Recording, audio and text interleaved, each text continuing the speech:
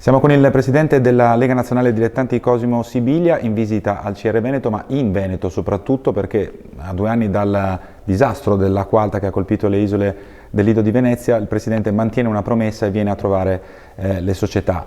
Presidente, è un incontro molto significativo, la domanda è: che messaggio porterà alle società del Lido?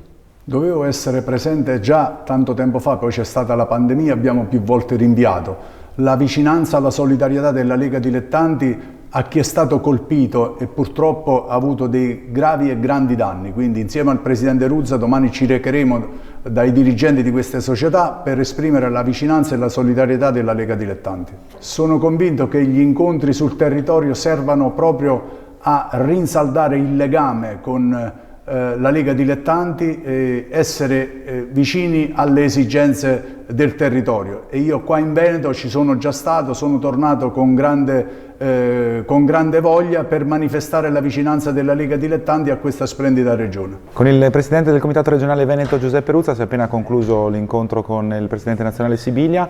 Domani però ci sarà l'appuntamento clou, il tour con le società del Lido di Venezia. Presidente, credo che sia un segnale molto importante, ne ha parlato anche lei durante l'incontro con il presidente Sibilia, capire le esigenze diverse del territorio. Venezia non è uguale a Padova, Padova non è uguale a Belluno. Penso che sia questo il messaggio più importante in questa giornata, sì, di questa visita. Assolutamente. Innanzitutto io devo ringraziare il presidente Sibilia che ha mantenuto la promessa fatta ancora 2 anni fa. Lo ringrazio perché si renderà conto delle difficoltà che questo territorio sopporta per fare l'attività.